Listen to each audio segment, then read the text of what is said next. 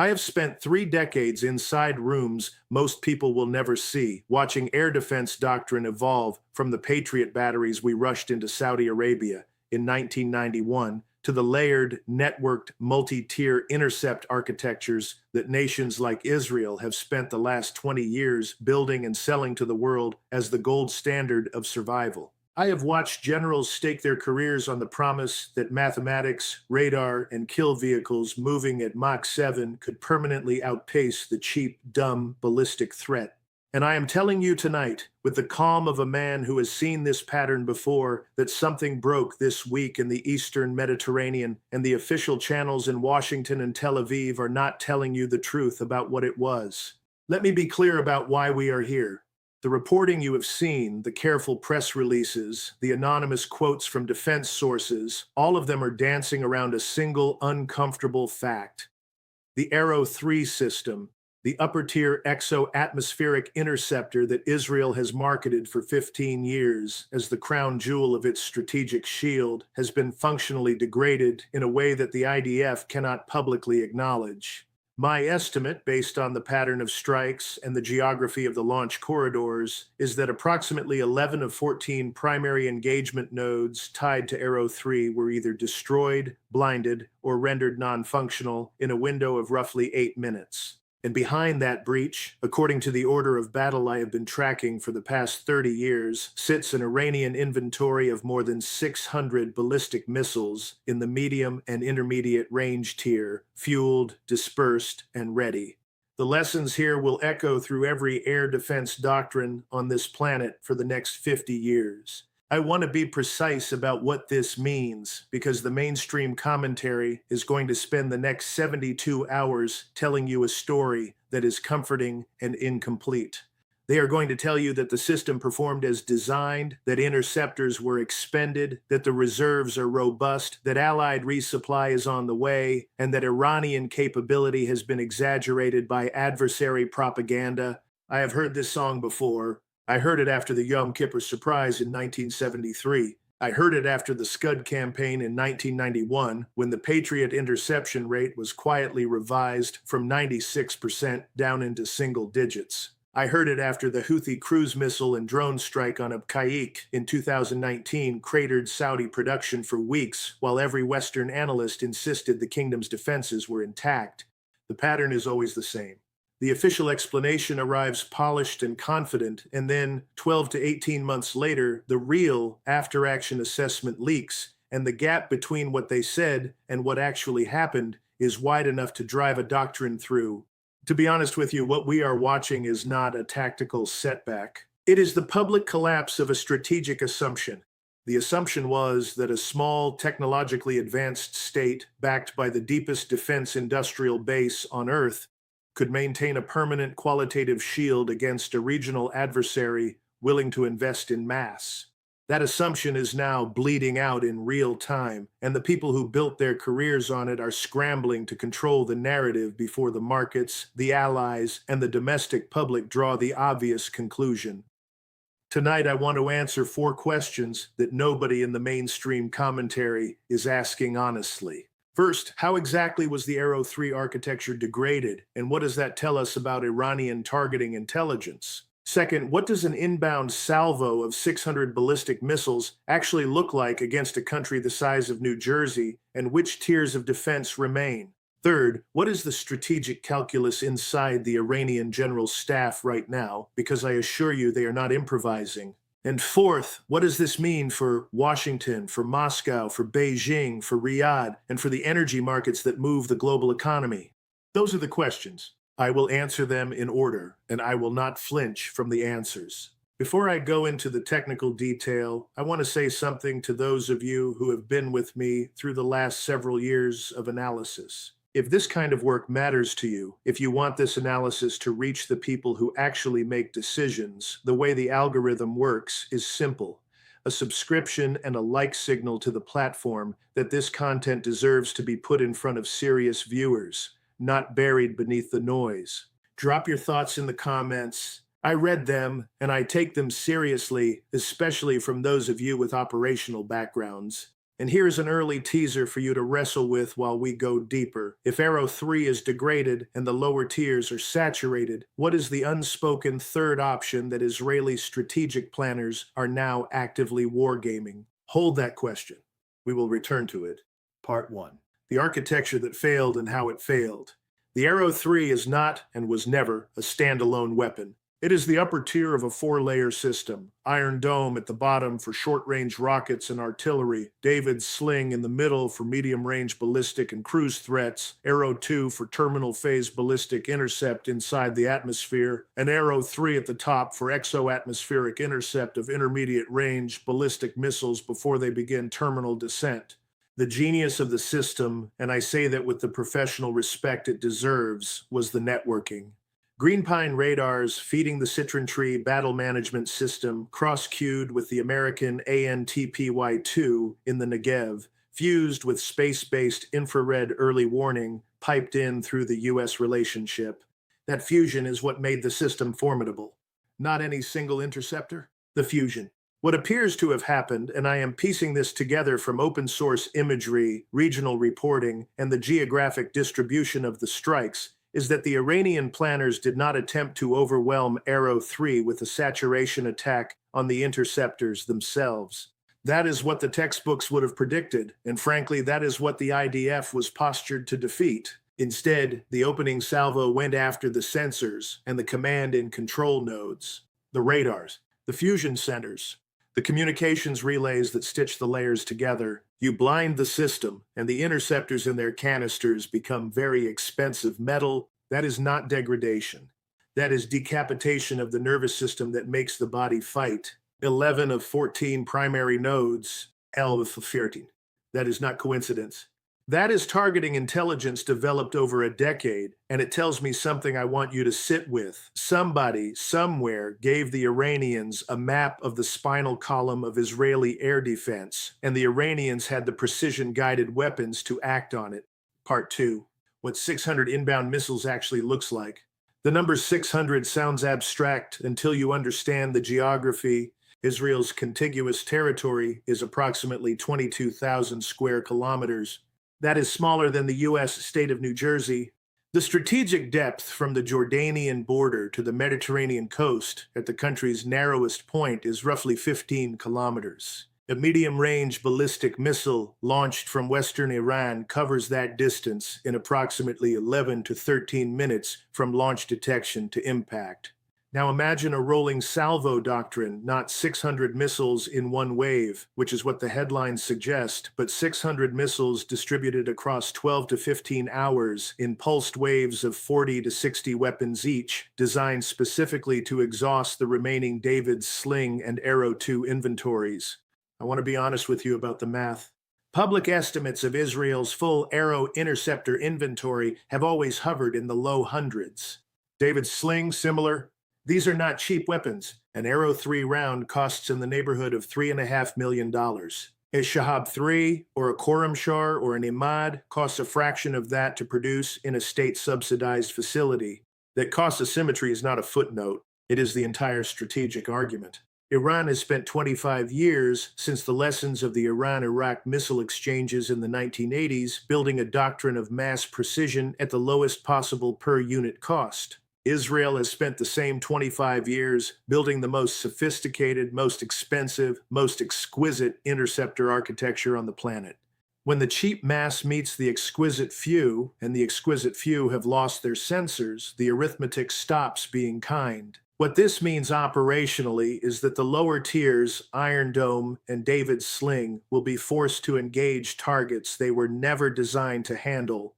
Ballistic threats descending at terminal velocities approaching Mach 8. They will achieve some intercepts. They will not achieve enough. The leakage rate, the percentage of inbound warheads that reach their targets, is the variable that determines whether this becomes a bloody week or a national catastrophe. Part 3. The Iranian calculus, which is not what you have been told.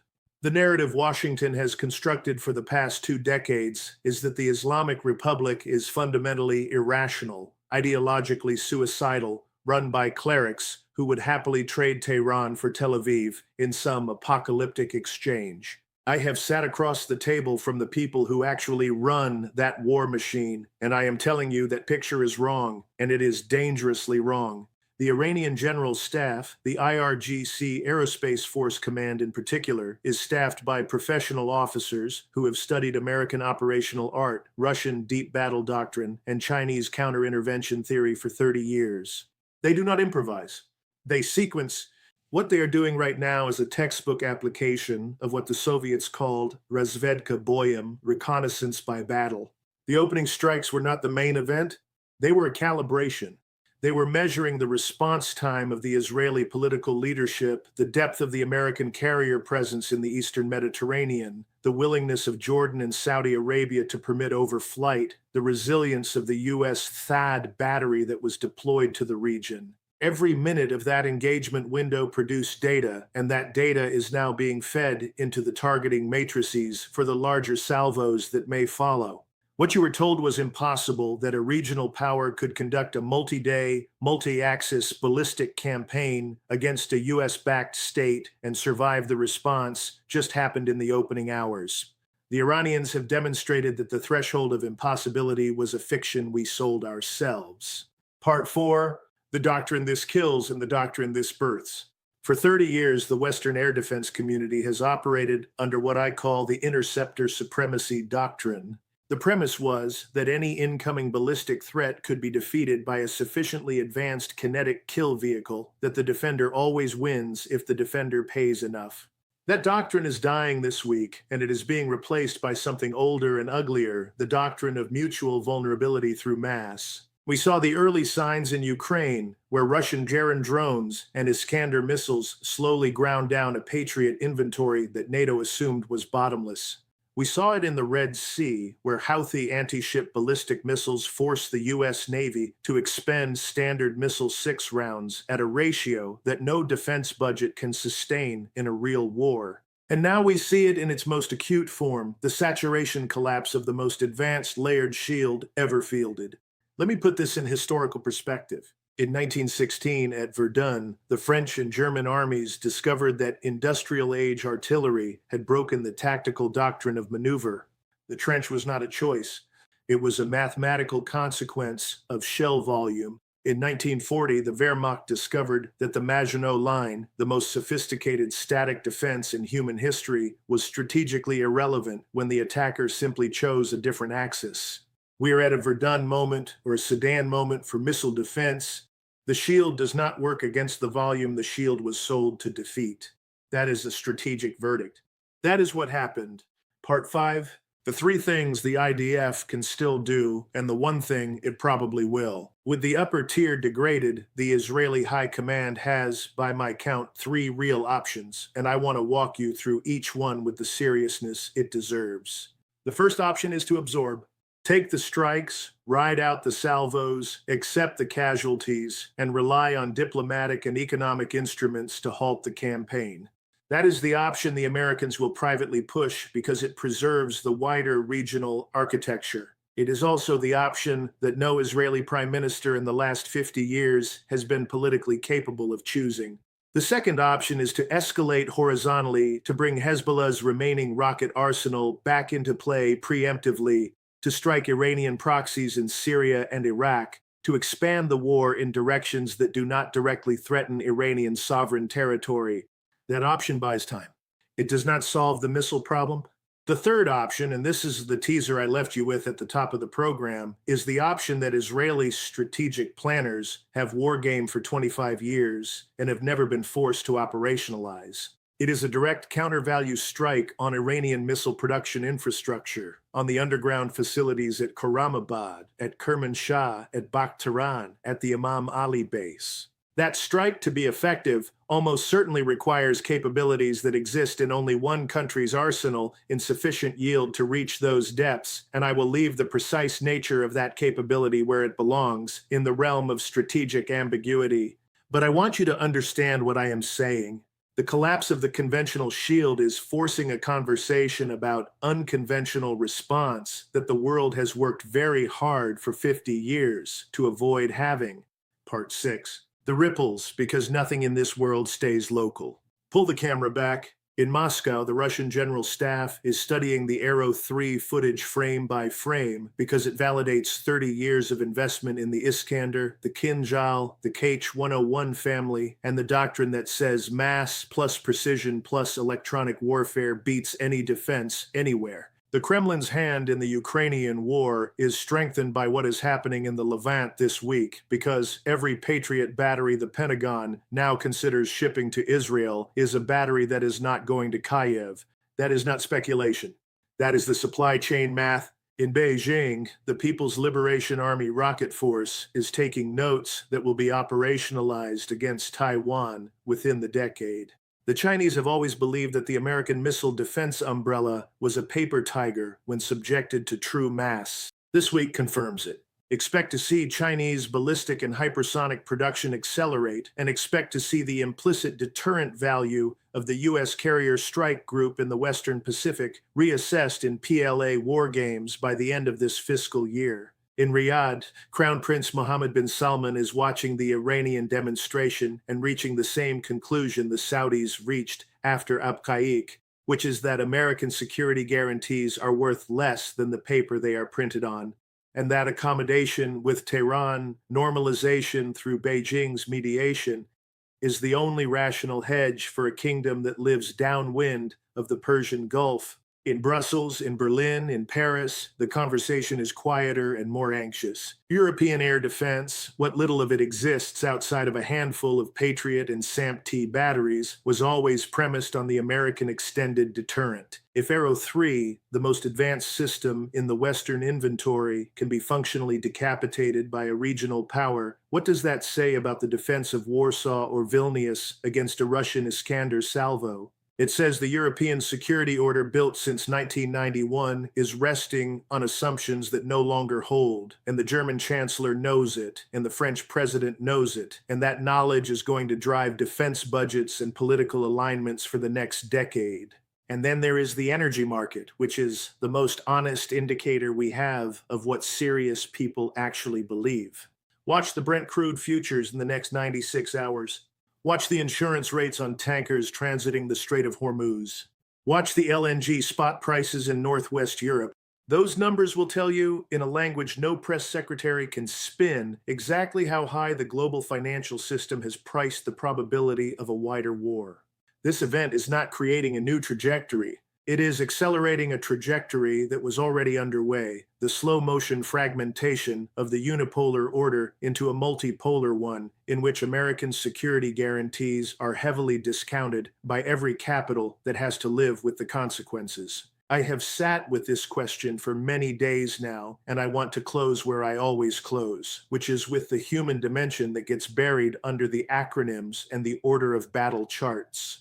Behind every Arrow-3 round that did not launch is a young Israeli operator, 22 years old, who has trained for this moment for 3 years and who now sits in a darkened bunker, watching a screen that has gone dim. Behind every Iranian missile that is fueled and waiting is a young engineer, also 22, who has spent his life inside a sanctioned economy and who believes, rightly or wrongly, that he is participating in something his grandfather could not.